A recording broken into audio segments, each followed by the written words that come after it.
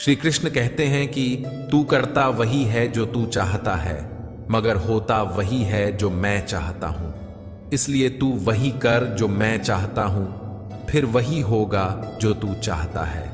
क्योंकि जब तेरा मन मेरे संग जुड़ जाएगा, तब तेरी इच्छाएं भी मेरी ही इच्छाएं बन जाएंगी, और तब तेरा हर कार्य स्वतः ही सफल और कल्याणकारी हो जाएगा। जब तू अपने अहंकार को त्याग कर मुझे समर्पित होगा, तब तेरा हर कदम धर्म और सत्य की दिशा में बढ़ेगा, और इसी मार्ग पर चलते हुए तू अंततः मोक्ष और शाश्वत शांति को प्राप्त करेगा। जय श्री कृष्णा। मित्रों, आपका स्वागत है प्रेरणा पुंज चैनल पर, जहां आप सुन रहे हैं श्रीमद् भगवद गीता की अद्भुत श्रृंखला, जिसका नाम है भगवत गीता की सीख। आज हम इस श्रृंखला के एक अत्यंत महत्वपूर्ण पड़ाव पर पहुंचे हैं, जहां भगवान श्री कृष्ण ने अर्जुन को अपना विराट रूप दिखाया था। इस दिव्य प्रसंग में श्री कृष्ण ने अर्जुन को यह अनुभव कराया कि संपूर्ण ब्रह्मांड, सभी लोक और पूरी सृष्टि उसी विराट स्वरूप में समाहित है। मित्रों, इस वीडियो में हम शब्दों के माध्यम से भगवान के उस अनंत और अद्भुत विराट रूप का अनुभव करने का प्रयास करेंगे, और साथ ही जानेंगे कि गीता के 11वें अध्याय से हमें क्या शिक्षा मिलती है, वह भी सरल और सहज भाषा में। मित्रों, अधूरा ज्ञान कभी भी जीवन में लाभकारी नहीं होता। इसलिए मेरा आप सबसे निवेदन है कि कृपया इस वीडियो को पूरा अंत तक देखें। अगर आपको यह वीडियो पसंद आए तो इसे लाइक और शेयर जरूर करें, और यदि आप पहली बार हमारे चैनल पर आए हैं तो चैनल को सब्सक्राइब करके साथ ही घंटी का बटन भी दबा दें, ताकि हमारी हर नई वीडियो की सूचना सबसे पहले आपको मिल सके। मित्रों, श्रीमद् भगवद गीता के 10वें अध्याय में हमने जाना था कि क्या भगवान का कोई रूप होता है, भगवान कहां कहां किस किस रूप में रहते हैं, क्या मनुष्य के लिए भगवान को पूरा जान पाना संभव भी है। पिछले अध्याय में भगवान श्री कृष्ण ने अर्जुन की भक्ति को और अधिक सुदृढ़ एवं गहन करने के लिए अपनी दिव्य विभूतियों का विस्तृत वर्णन किया था। उन्होंने समझाया कि यह संपूर्ण जगत उनके ही तेज और शक्ति से आलोकित है। अध्याय के अंत में वे स्पष्ट करते हैं कि उनके असीम विश्व रूप में जो भी सौंदर्य, ऐश्वर्य, वैभव, तेज और शक्तियां दिखाई देती हैं, वे वास्तव में उनके अपार तेज का मात्र एक स्फुलिंग समान अंश हैं। अर्थात जो रूप मनुष्य देख और समझ पाता है, वह उनके वास्तविक स्वरूप की असीम महिमा का केवल एक छोटा सा अंश है। इसी रहस्य को जानने और अनुभव करने की उत्कंठा अर्जुन के मन में और गहरी हो जाती है। इस अध्याय में अर्जुन अत्यंत विनम्र भाव से श्री कृष्ण से प्रार्थना करते हैं कि वे उसे अपने उस अनंत ब्रह्मांड व्यापी विराट विश्व रूप का प्रत्यक्ष दर्शन कराएं, जिसे देखकर उसके हृदय में हर संशय मिट जाए और उसकी भक्ति और दृढ़ हो जाए। इस अध्याय के प्रारंभ में अर्जुन अत्यंत विनम्रता और श्रद्धा से श्री कृष्ण से कहते हैं, मदानुग्रहाय परमं गुह्यात्म संगीतम यन्मया प्रोक्तम वचोस्मि विगतो मोह। अर्थात, हे प्रभु, मुझ पर करुणा करके आपने जो परम गुह्य आध्यात्मिक ज्ञान मुझे प्रदान किया है, उसे सुनकर अब मेरा सारा मोह दूर हो गया है। भगवान श्री कृष्ण की अनंत विभूतियों का वर्णन सुनकर अर्जुन का हृदय भाव विभोर हो उठता है। उन्होंने अनुभव किया कि उनके प्रिय सखा श्री कृष्ण वास्तव में केवल उनके मित्र ही नहीं, बल्कि परम पुरुषोत्तम भगवान हैं। उनका मोह, उनकी शंका और भ्रम सब मिट चुका है। इस ज्ञान के लिए अर्जुन हृदय से कृतज्ञ होकर भगवान के प्रति अपनी श्रद्धा व्यक्त करते हैं। आगे अर्जुन कहता है, हे कमल नयन, मैंने आपसे संपूर्ण प्राणियों की उत्पत्ति और संहार का रहस्य सुना है। मैंने जाना है कि आपकी महिमा अविनाशी है और आपके दिव्य स्वरूप की कोई सीमा नहीं है। आप वास्तव में वही परमेश्वर हैं जिनका वर्णन आपने स्वयं मेरे समक्ष किया है। फिर अर्जुन अपनी गहरी इच्छा प्रकट करता है। हे परम पुरुषोत्तम, अब मैं आपके उस विराट रूप का दर्शन करना चाहता हूं जो समस्त ब्रह्मांडों में व्याप्त है। यदि आप यह मानते हैं कि मैं इस अद्भुत स्वरूप को देखने योग्य हूं, तो कृपा पूर्वक मुझे अपने उस अनंत, अप्रकट और अविनाशी विश्व रूप का प्रत्यक्ष अनुभव कराएं। इस प्रकार अर्जुन अपने हृदय में उमड़े हुए आदर, जिज्ञासा और भक्ति के साथ भगवान से वह कृपा मांगते हैं जो अब तक किसी भी मनुष्य को प्राप्त नहीं हुई थी। इस पर भगवान श्री कृष्ण कहते हैं, पश्य में पार्थ रूपाणि शतशोथ सहस्त्रशः नाना विधानि दिव्यानि नाना वर्णाकृतीनि च टाइल। अर्थात परमेश्वर ने कहा, हे पार्थ, अब तुम मेरे सैकड़ों और हजारों अद्भुत दिव्य रूपों को विभिन्न आकारों और बहुरंगी स्वरूपों में देखो। श्री कृष्ण बोले, हे अर्जुन, समस्त चर और अचर सहित संपूर्ण ब्रह्मांडों को एक साथ मेरे विश्व रूप में देखो। जो कुछ भी तुम और देखना चाहते हो वह सब भी मेरे विराट स्वरूप में ही विद्यमान है। परंतु ध्यान रखो, तुम्हारी ये भौतिक आंखें मेरे इस दिव्य ब्रह्मांडीय स्वरूप को देख पाने में असमर्थ हैं। अतः मैं तुम्हें दिव्य दृष्टि प्रदान करता हूं। अब मेरी अद्भुत और अनंत विभूतियों का साक्षात्कार करो। यह कहकर भगवान श्री कृष्ण ने अर्जुन को दिव्य दृष्टि प्रदान की। उस दृष्टि को पाकर अर्जुन ने परमपिता परमेश्वर के विराट रूप में संपूर्ण सृष्टि का अवलोकन किया। जो कुछ उन्होंने देखा वह उनकी कल्पना से भी कहीं परे था। भगवान का न तो कोई आदि था, न कोई मध्य और न ही कोई अंत। उनके विराट स्वरूप में असंख्य मुख थे, अनगिनत नेत्र थे। उनके अंग अवयव अद्भुत तेज से दमक रहे थे। वे रूप अनंत दिव्य आभूषणों से सुसज्जित थे और असंख्य दिव्य शस्त्र धारण किए हुए थे। उनके शरीर पर विविध मालाएं और दिव्य वस्त्र शोभायमान थे, जिन पर स्वर्गीय सुगंध बिखरी हुई थी। अर्जुन ने उस अनंत स्वरूप में हर दिशा में फैली असंख्य भुजाएं, मुख और नेत्र देखे। वह विराट रूप इतना व्यापक था कि उसका कोई आदि, मध्य और अंत दिखाई नहीं देता था। उसका प्रकाश आकाश में एक साथ प्रकट हुए 100 सूर्यों के तेज से भी अधिक प्रखर और अद्भुत था। उस अद्वितीय और दिव्य स्वरूप का दर्शन करते ही अर्जुन के रोम रोम खड़े हो गए। उनका हृदय विस्मय और भय से भर गया और उनका संपूर्ण शरीर श्रद्धा व भक्ति से पुलकित हो उठा। वह मस्तक झुकाकर, हाथ जोड़कर भगवान के समक्ष प्रार्थना करने लगे। अर्जुन बोले, हे प्रभु, मैंने आपके दिव्य शरीर में समस्त देवताओं और अनेकों प्रकार के जीवों को देखा है। मैंने कमलासन पर विराजमान ब्रह्मा जी को देखा, शिव जी को देखा और सभी महान ऋषि मुनियों का भी दर्शन किया। आपके अनंत विराट स्वरूप में हर दिशा में असंख्य भुजाएं, उदर, मुख और नेत्र दिखाई दे रहे हैं। हे ब्रह्मांडेश्वर, आपका रूप अनंत है। मुझे इसमें न आरंभ दिखाई देता है, न मध्य और न ही अंत। मैं आपको अविनाशी परम सत्य मानता हूं, वही परम सत्य जिसे वेद और धर्म ग्रंथों में खोजा जाता है। आप संपूर्ण सृष्टि के परम आधार हैं, सनातन धर्म के रक्षक और पालनकर्ता हैं। आपकी शक्तियों की कोई सीमा नहीं है। सूर्य और चंद्रमा आपके नेत्र हैं, अग्नि आपके मुख से प्रकट होने वाले तेज के समान है। आपके प्रकाश से पूरा ब्रह्मांड जलता सा प्रतीत हो रहा है। हे परमेश्वर, स्वर्ग और पृथ्वी के मध्य का स्थान और समस्त दिशाएं आपके विराट स्वरूप से भरी हुई हैं। आपके इस अद्भुत, भव्य और भयावह रूप को देखकर तीनों लोक भय से कांप रहे हैं।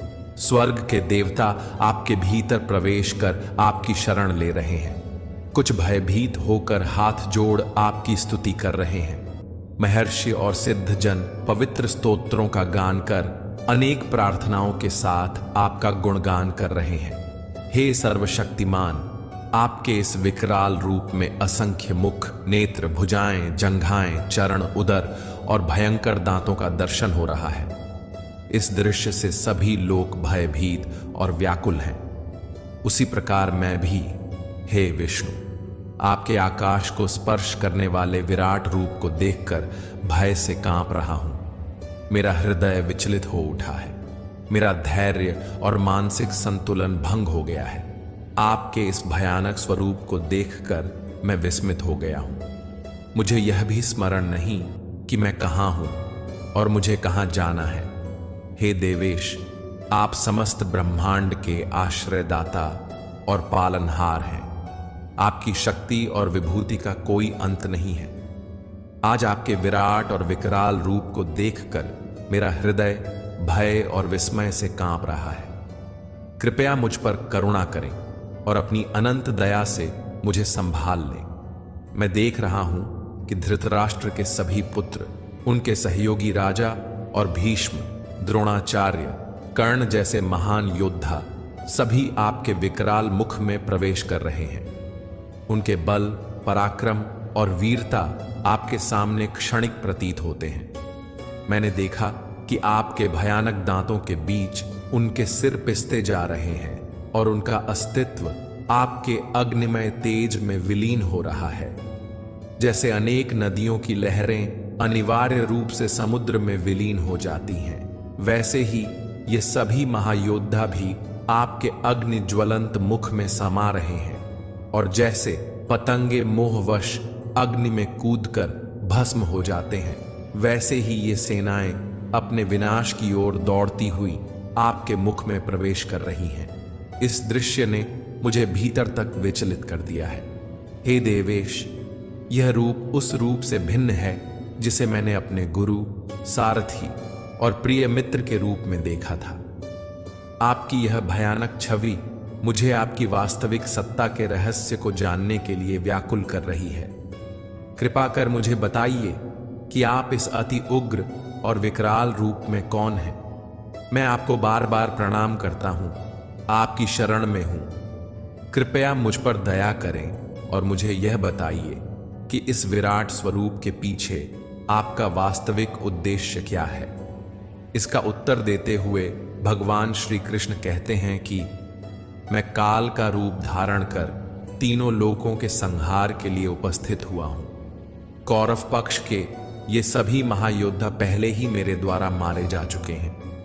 अर्जुन, तू केवल उनके विनाश का एक निमित्त मात्र है। वास्तविक संहारक तो मैं ही हूं। इसलिए उठ, युद्ध कर और अपनी विजय को सुनिश्चित मान। श्री कृष्ण की इस दिव्य घोषणा को सुनकर अर्जुन का हृदय भक्ति और श्रद्धा से भर जाता है। वे विस्मित होकर उनकी स्तुति करते हैं और कहते हैं, हे प्रभु, अब मुझे समझ में आया कि क्यों योगी, महर्षि और दिव्य आत्माएं आपकी उपासना करती हैं। आप सत्य और असत्य, कारण और परिणाम सब कुछ से परे हैं। आप ही इस ब्रह्मांड के पालनकर्ता, संहारक और नियंता हैं। आपके विराट स्वरूप का वर्णन करने के लिए मेरे पास कोई शब्द नहीं है। मैं आपको बार बार सहस्त्रों बार प्रणाम करता हूं।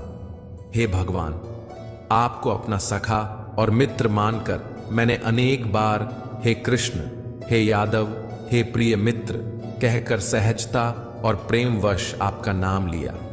कभी हंसी परिहास में, कभी खेलते खेलते, बैठते बैठते, खाते पीते, विश्राम करते समय या फिर अन्य लोगों के सामने भी मैंने यदि आपकी उपेक्षा या अनादर किया हो तो उन सभी अपराधों के लिए मैं आपसे क्षमा याचना करता हूं।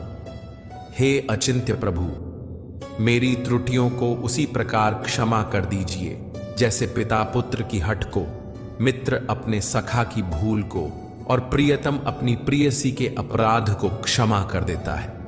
अर्जुन आगे कहते हैं, आप समस्त चराचर के स्वामी हैं, तीनों लोकों के जनक हैं। आप ही परम पूजनीय आध्यात्मिक गुरु और अतुल्य शक्ति के धाम हैं। जब संपूर्ण लोकों में आपके समान कोई नहीं है, तब आपसे श्रेष्ठ और कोई कैसे हो सकता है। इसलिए मैं आपके समक्ष साष्टांग प्रणाम कर आपकी कृपा की याचना करता हूं। हे देवेश, आपके इस अद्भुत विराट रूप को देखकर मेरा हृदय अत्यंत आनंदित है, परंतु उसी के साथ भय से कांप भी रहा है। अतः कृपया मुझ पर दया करें और मुझे पुनः अपना वह आनंदमय, सौम्य और शांति प्रदान करने वाला दिव्य स्वरूप दिखाएं, जिसे देखकर मेरा मन पूर्ण शांति और स्थिरता प्राप्त कर सके।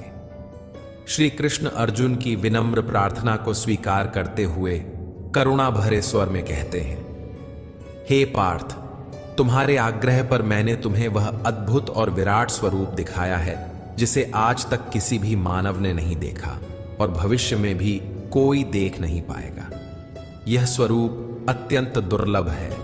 देवता, महर्षि और योगी जन भी जिसकी एक झलक पाने के लिए तप, यज्ञ और साधनाएं करते रहते हैं, परंतु यह केवल मेरी कृपा और तुम्हारी अनन्य भक्ति का ही फल है कि तुमने इसका दर्शन कर लिया। अब तुम न भयभीत हो और न ही मोहग्रस्त रहो। भय मुक्त होकर, प्रसन्न चित्त होकर मेरे उस परम पुरुषोत्तम स्वरूप को देखो, जिसे योगियों और संतों ने सर्वश्रेष्ठ मानकर पूजा है। ऐसा कहकर भगवान ने पहले अपना चतुर्भुज स्वरूप प्रकट किया, हाथों में शंख, चक्र, गदा और पद्म धारण किए हुए, अलौकिक तेज से दीप्तिमान। तत्पश्चात उन्होंने अपना 2 भुजाओं वाला सुंदर और कोमल रूप दिखाया, वही रूप जिसे अर्जुन इतने समय से सखा और सारथी के रूप में देख रहा था। इस मनोहर रूप को देखकर अर्जुन का भय दूर हुआ, उसका चित्त स्थिर और शांत हो गया और उसने गहरी शांति का अनुभव किया। अर्जुन ने कहा, हे जनार्दन, आपके इस सौम्य और सुलभ रूप को देखकर मेरा हृदय अब स्थिर हो गया है। मुझे आत्म संयम की प्राप्ति हुई है और मेरा मन अब सामान्य अवस्था में लौट आया है। मैं कृतार्थ हूं कि मुझे आपके इन अद्भुत रूपों का दर्शन करने का अवसर मिला। तब भगवान ने गहन रहस्य उजागर करते हुए कहा, हे अर्जुन, जान लो कि जिस विश्व रूप का दर्शन तुमने किया है उसका अनुभव पाना अत्यंत दुष्कर है। न वेदों का गहन अध्ययन, न कठिन तपस्या, न दान, न अग्निहोत्र यज्ञ, इनमें से कोई भी साधन उस दर्शन तक नहीं पहुंचा सकता। मेरे इस साकार और वास्तविक स्वरूप का अनुभव केवल विशुद्ध और अनन्य भक्ति के द्वारा ही संभव है। जो भक्त अपने कर्तव्य का पालन निष्ठा और ईमानदारी से करते हैं, जो मुझ पर अटूट भरोसा रखते हैं, आसक्ति और मोह से रहित होकर संसार में रहते हैं और किसी भी प्राणी से द्वेष नहीं रखते, ऐसे मेरे प्रिय भक्त निश्चित ही मुझे प्राप्त करते हैं और अंततः मुझ में ही लीन हो जाते हैं। मित्रों, भगवद गीता के इस अध्याय से हम अपने वर्तमान जीवन के लिए एक बहुत ही गहरा संदेश ले सकते हैं। जीवन में यदि हम सच्चे मन से पूरी लगन और निष्ठा के साथ मेहनत करते हैं तो सफलता हमें अवश्य प्राप्त होती है, परंतु अक्सर ऐसा होता है कि जब सफलता हमारे सामने आती है तो हमें स्वयं पर ही विश्वास नहीं होता। जैसे अर्जुन के लिए भगवान श्री कृष्ण का यह विराट रूप और दिव्य ज्ञान प्रारंभ में अविश्वसनीय प्रतीत हो रहा था। जब इंसान पूरे मन से अपने कार्य में तल्लीन हो जाता है तो उसे यह आभास ही नहीं होता कि उसने कितनी कठिन साधना या परिश्रम कर लिया है, और जब सफलता सामने आती है तो लगता है कि यह तो उससे कहीं अधिक है जितनी मेहनत उसने की थी। यही बात हमें यह सिखाती है कि महान लोग अपनी मेहनत का हिसाब नहीं रखते, वे केवल कर्म करते हैं और परिणाम अपने आप ही उन्हें महान बना देता है। यही उनका बड़प्पन है और यही उनकी सफलता का रहस्य भी। मित्रों, जैसे अर्जुन को अपनी निष्ठा और सत्यनिष्ठ परिश्रम के फलस्वरूप भगवान की अकल्पनीय कृपा का अनुभव हुआ, वैसे ही हम सबको भी विश्वास रखना चाहिए कि हमारे प्रयास कभी व्यर्थ नहीं जाते। हर कठिनाई, हर चुनौती हमें हमारी मंजिल तक पहुंचाने का साधन होती है। मित्रों, आशा है कि आपको श्रीमद् भगवद गीता के 11वें अध्याय की यह सरल और सहज व्याख्या अवश्य ही पसंद आई होगी। इस अध्याय से आपने क्या सीखा? कृपया हमें कमेंट में अवश्य बताइए। यदि इस व्याख्या में मुझसे कोई त्रुटि रह गई हो तो मैं हृदय से क्षमा चाहता हूं। मिलते हैं शीघ्र ही श्रीमद् भगवद गीता के 12वें अध्याय की इसी तरह सरल और स्पष्ट व्याख्या के साथ। जय श्री राधे कृष्ण। राधे राधे।